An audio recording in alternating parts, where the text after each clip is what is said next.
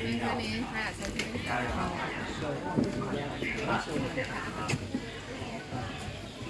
店有芥末小李咖啡、傣菜特色简餐、傣王妃下午茶，家人们快点来看，快点来吃饭。本店有芥末小李咖啡、傣菜特色简餐、傣王妃下午茶，家人们快点来看，快点来吃饭，快点来喝。本店有芥末小李咖啡、傣菜特色简餐、傣王妃下午茶，家人们快点来看，快点来吃饭，快点来喝。本店有芥末小李咖啡、啊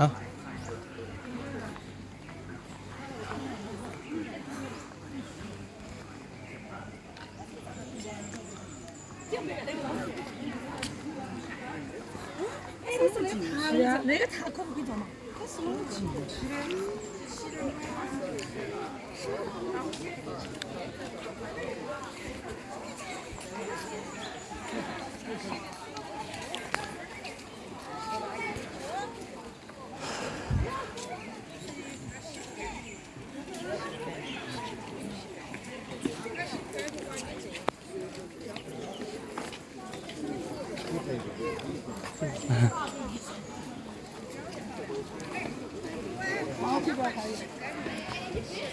这晒它不高兴。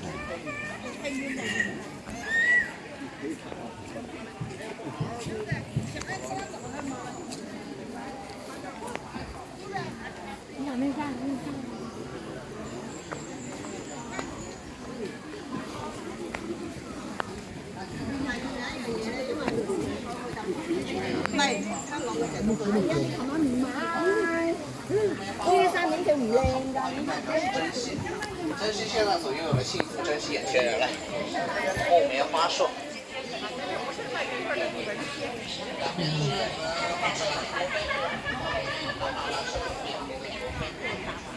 所以在我们这边以前哈，一般都会是举起下茶的一个福建的女管家。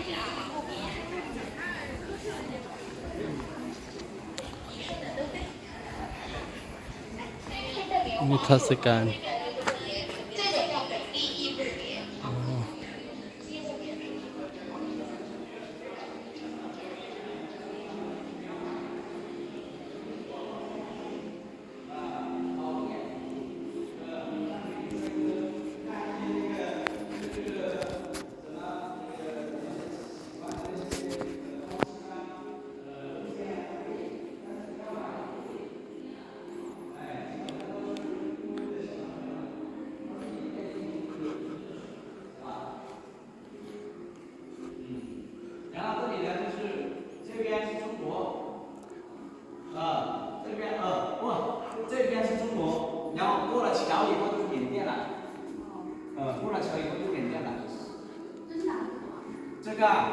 这个就是国家乡村这边说嘛，它这边就示范100个，应该是在孟景来就打落图案，然后你看整个面貌就这样的，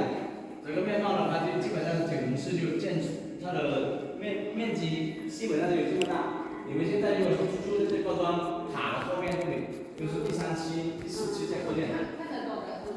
是吧？以前呢，九龙寺只有一座桥，然后从这边慢斗，这边要过往这边的话要划船过来，如果要绕的话要绕很远。那现在呢，从这个桥，第1座桥修出来以后，第2座桥出来，第3座桥在这里，就是黎明大桥。然后这个桥呢，现在西双版纳大桥嘛，慢斗的方向。这个桥建，中国的这种力量。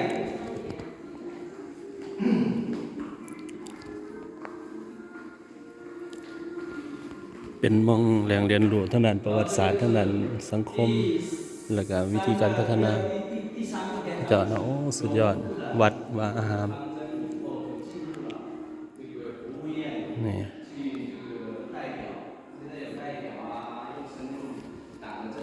จะมีทางรถไฟลาดสะพานเมื่อก่อนไต่เรือเนาะเราสิเห็นน้ำของนี่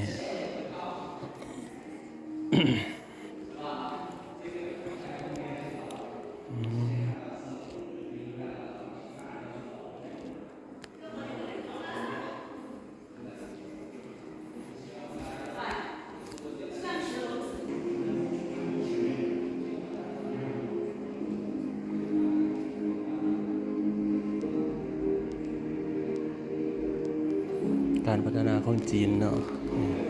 เฉพาะไต้หลือก็จะเฮ็ดแบบ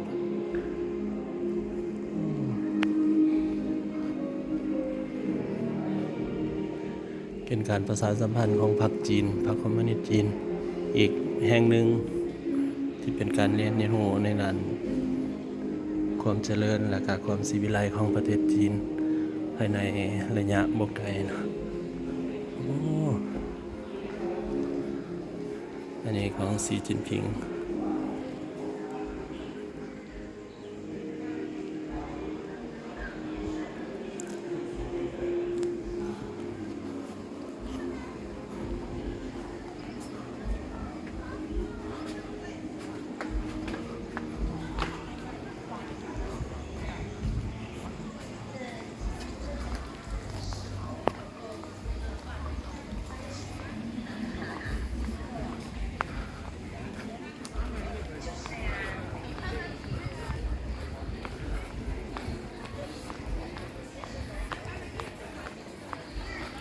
ส้ม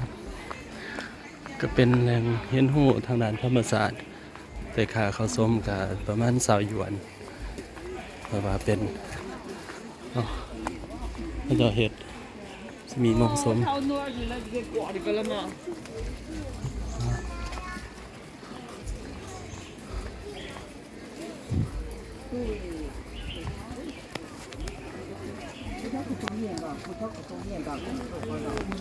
我们都会参加，还代表了。哎呀。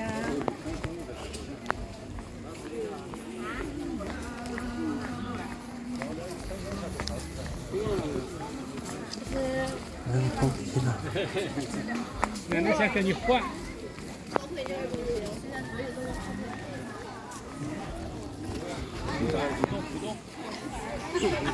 啊，温泉，结果人家那个。ก็ต้องออกไปโอ้เสียดายเนาะมึงส้มถ้าเพียบอึด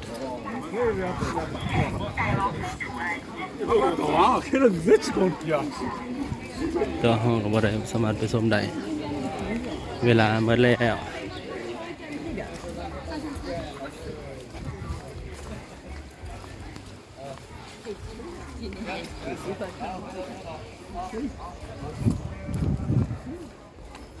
钓鱼的人肯定没有。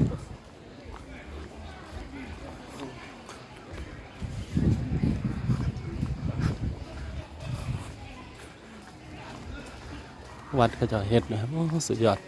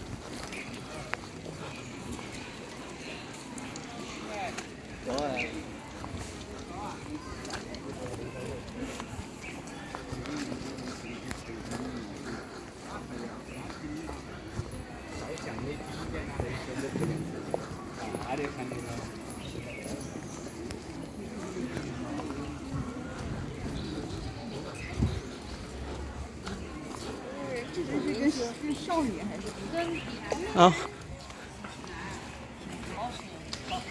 ไป